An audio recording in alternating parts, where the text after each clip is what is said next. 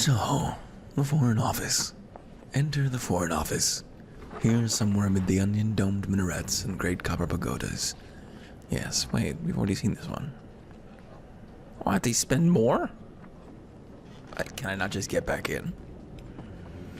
Apparently not. I don't know when I left, but fine. Entering the Foreign Office. Boom. Yes, we've already seen this one. Well, I hope it wasn't another location on the map that I could have traveled to. No, it's just got a really high cost to enter. That's fun. So, this is yet another treadmill. The lobby, the vaulted foyer, thrums with whispers. Here, beneath the ruins of Wilmot's End, we've stumbled upon the quiet clock spring of the Empire. Nimble spies duck between clerks weighed down with piles of parchment. Diplomats chat in little cliques. A particularly foreign office. The core of the building is a copper pagoda, but neoclassical wings give way to hollow marble arches, rainbow glass towers, and basalt tombs. It's a warren. Perhaps someone would be good enough to show us around.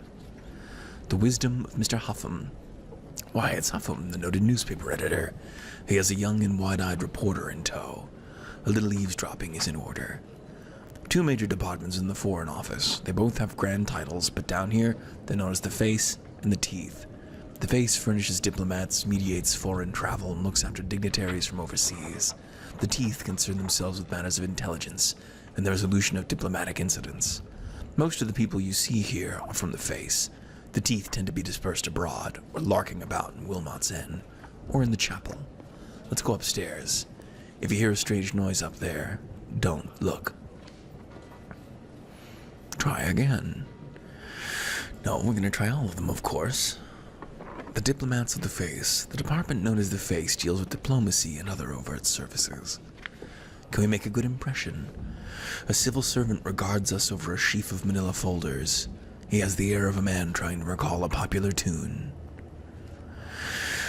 He seems friendly enough. The cultured attaché shakes our hand enthusiastically.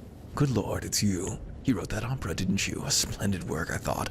Although you didn't really work the tenors as hard as you might have. It's splendid that you're here. Just watch out for these scoundrels in the Teeth. Valuable work, I know, but terrible people. Don't go anywhere alone with them. He rubs his chin, a gesture that seems to carry some significance. I'm sure I'll see you later. I'm going to lunch. I'd invite you, but let's just say it's for the best that I don't. Cheerio. I like the idea that all members of the British Empire's internal working are Americans. That's canon now. Agents of the Teeth. A hollow-eyed woman is in deep conversation with two university students by the bust of Queen Elizabeth. She keeps glancing at you, at us. Introduce ourselves. As we approach, the woman nods curtly and the students scurry back to their lectures. Oops, what have I done? One moment. There we go. As we approach, the woman nods curtly and the students scurry back to their lectures. A word before chapel. The woman runs her fingers slowly over her cheeks. What a liberty. She seems pleased, though. Yes, we heard that you might be paying us a visit. It's our business to hear. You seem a capable sort. We may have business in the future. Just stay away from those heathens in the Face. They lack all morals, and their table habits are disgusting. Now, if you'll have to excuse me, I must attend chapel. Hey, I keep that chapel, lady. The report courier. Courier emerges from the bronze and jade doors of the archive department. He's carrying a thick report. We'll need to strike up a conversation at the tea urn. Perhaps you can steal a glance at that bulging folder. Unfortunately, we'll have to accept a cup of thick, coppery tea they drink around here. The spider issue. The courier takes a gulp of his heavy brew. Marvelous, isn't it? Our own blend. It grows all the way up in the flit, you see. It gives me such lovely dreams. His smile would shame a hyena. While he waxes poetical on the subject of tea, we sneak a look at the report summary. It's entitled Sorrow Spiders Made of Cheese. The work examines apparently seriously the likelihood that London's errating predators are composed entirely of well-aged carefully. Can't stand it when they do this so random shit. We can only hope that this is an elaborate code. Alright, well, I'll bring you back when I've got something new to share. See you soon. Recruiting at the university, the garrulous agent, off to the chapel, getting into the archives, hunting spies, or attend a state dinner. Well, we'll go to the chapel first. The spies and informers of the teeth are off to chapel. Oh, I can't. They troop upstairs with a solemn sort of serenity. Well, how do I find those mysteries? Do I go recruiting? No, I should look at the garrulous agent first. Where do these mysteries come from? Do I draw special opportunities here? No. Getting into the archives, they're not closely watched. There we go. But the clerks know each other and they know their staff, too. It's all about the attitude. Can we affect the harried, absent-minded expression of a junior diplomat? Maybe we can quote something in Latin, or talk about the cricket. Something to report. We stroll about the archives. Clerks type and scurry and file, not sparing us, a glance. Ruddy gaslight flickers over a battalion of cabinets. We sidle over to one, grab an armful of reports, and leave. Later, in an empty office, we examine our findings. We have shroom-hopping results measured against Untersea volcanism, the Belgians are coming, the Tsar's mechanical ferret army, and on the wisdom of not inviting the Bishop of Southwark, to state dinners. All apart from the last one are complete nonsense. Detailed and consistent nonsense, but nonsense nonetheless. Alright, so can we hunt the spies? Let's recruit at the university. Yes, we can. The devout intriguer from the teeth would like a little favor. She tilts our chin with gloved fingers, yes, to better examine us, as she explains. Making friends with students. Go to the university and note the names of any promising students. I'm looking for wit, resourcefulness, and a certain lack of scruple. Soft, unblemished skin also goes a long way. Better not have moved me. So what would you do if... Perhaps we should leave aside the skin requirement for now. It's hard to tell in the fog-muffled quadrangles anyway. Fog-muffled quadrangles. We chat to the passing students about politics, ambition, and principle. We pose sharp quandaries and fiendish dilemmas. A little knot becomes a sizable crowd as more students join in with the debate. We note down some likely names. Something occurs, however. Why is the university haunted by recruiters from the teeth, but never the face? Can't remember if these guys are both snuffers. I'm pretty sure the face is. Alright, we can also try hunting spies. Yes, we can. The spy's identity is unknown even to the Foreign Office. Is it possible? Could it even be the civet? Working fast, whoever it may be, the devout intriguer wants this particular spy investigated, seduced, and compromised before lamplighting. The game spins on. An intriguing message in a flip-drop box, the careful camaraderie of great game veterans, an evening's flirtatious circling, a night of passion and secrets. Alas, we're fairly sure this spy isn't really the notorious civet, but we have some useful pillow talk for the devout intriguer. She's sure to be impressed. Maybe there's at least one fox in this city. There are notoriously no foxes in the city. I'm not sure if we know why. Alright, well, I think that's all we can see for now, so back shortly, once we've found the mysteries. Oh no, we can't attend the state dinner. The Teutonic relative of the Empress has made the arduous journey down from the surface. The government is throwing a state dinner in his honor. Wrangle an invitation. As state dinners go, this is a fairly informal affair. Black tie, no need for medals or tiaras. Invitations are scarce. No, that's for Crab, you fool. The press of crowds around the palace gates. We garner as much of their attention as any minister or baron. That's probably helpful, even if many of their questions are dashed impertinent. The dinner gives us chance to observe the face at work. We're surprised to see several of them fumble basic points of dining etiquette, but their charm and wit brings them back into the game every time. Where did they learn their table manners? Aren't we famously a faker in all ways? Alright, that should be it now.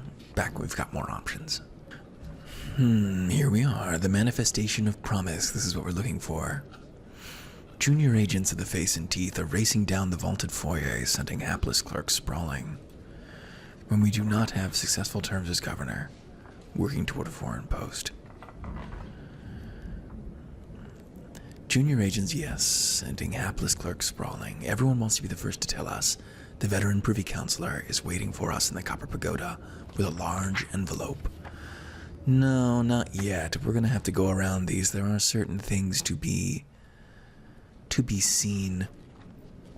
The deeper secrets, the intrigues and politics of the Foreign Office are outlandish, even by London standards. Oh, this is fate-locked. Well, never mind. I can't take you along with that anyway. So I don't know if I'm going to bother cashing in any of these. I'm not sure how interesting they're going to be compared to getting off to Z and engaging our governorship.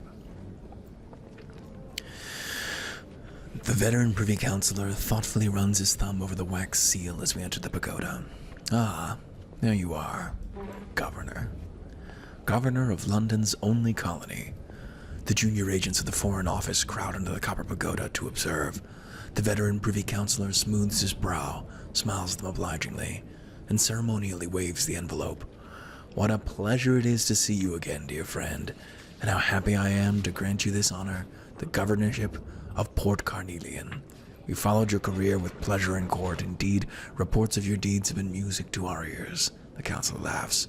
The junior agents laugh with him, overeagerly. And will continue to watch your work closely, with delight, no doubt, as you tighten London's grip on those tigers and Caganians down south.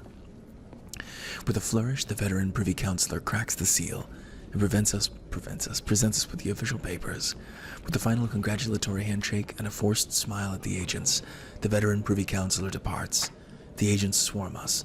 They beg us to remember them, though we've never met before. We make what non-committal promises we must to escape the crowd.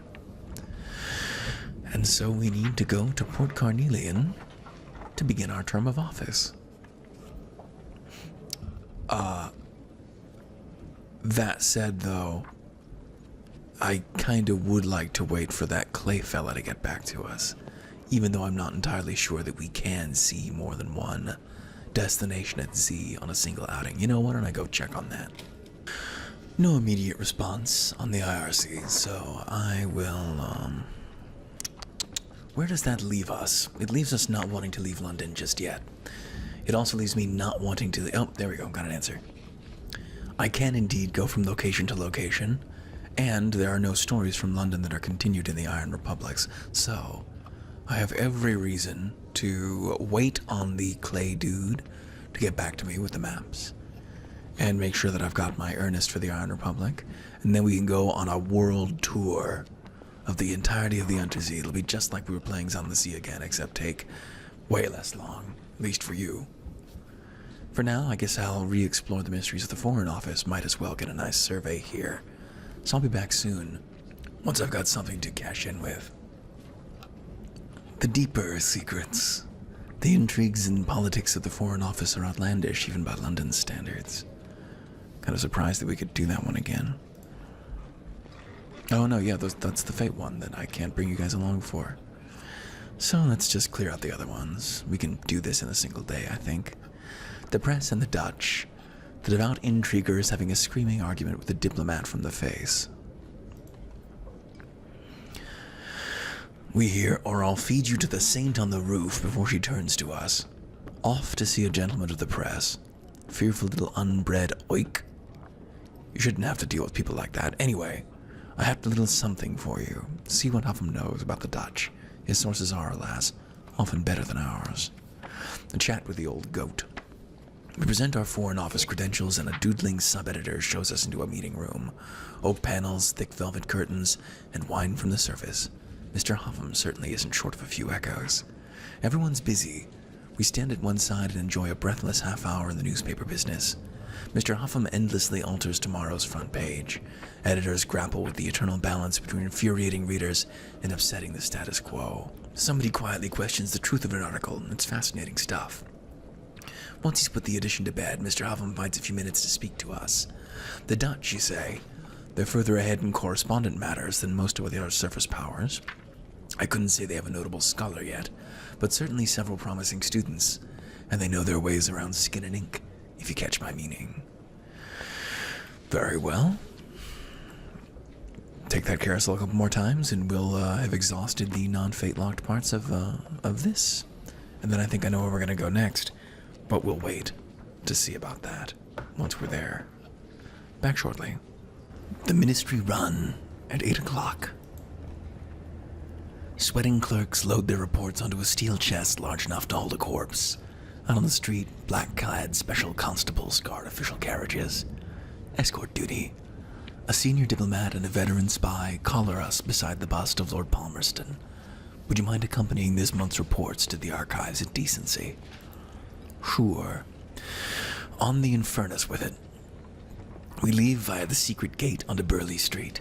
The special constables are silent as we rattle through the empty, fog-shrouded streets.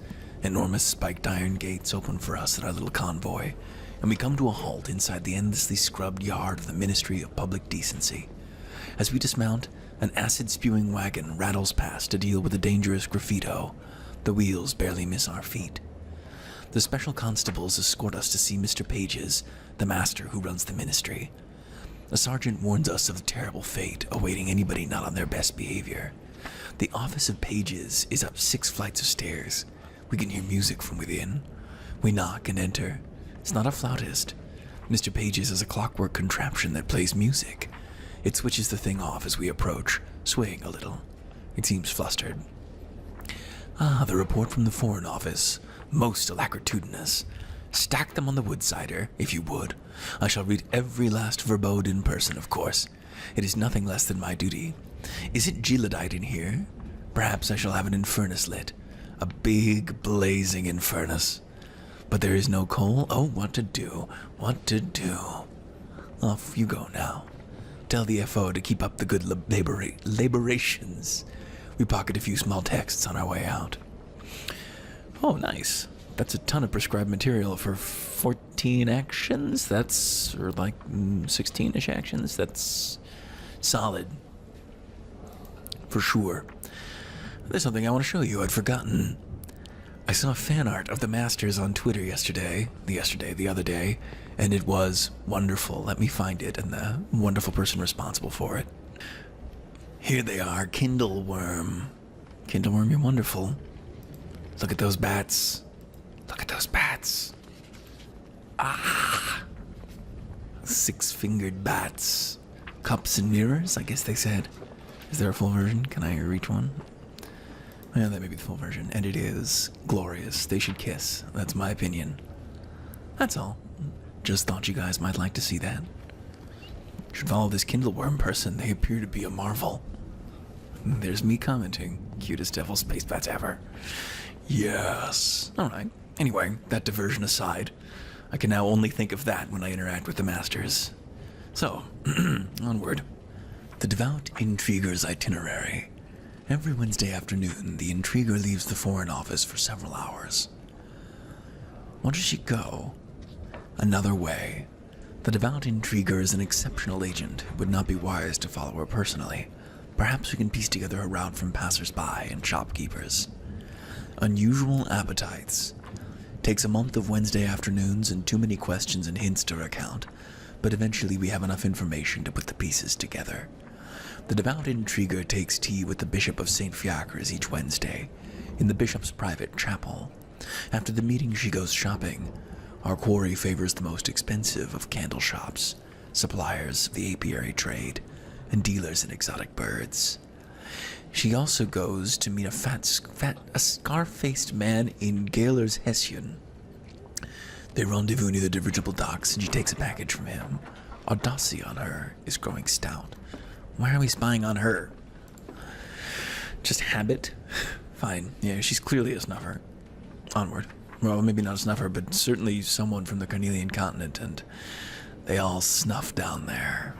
So, only one more thing to do, and then, we'll see. I am not sure whether I may set you guys aside for... Yeah, what I'll do after this is I think we may have time even to do Mahogany Hall before we get the Clayman back to us. We'll have to take a look. See how things play out. But for now, just one more thing here, and we'll bring this video to a close. See you soon. And the last of the non-fate-locked options here. Replacement diplomats. The FACE Recruitment Committee is sitting today. We know the department doesn't use university candidates, so where does it find recruits? Charm our way into the committee room. If we can understand how the FACE recruits, we might be a step closer to a good posting. An unusual method of recruitment. A winning smile and a spot of deft wordplay see us inside. The committee meets in a cozy study, and we occupy an armchair by the fire. It's all very informal and friendly here, more like a cricket club than an arm of government. And we'll set the examinations on the 1st of next month.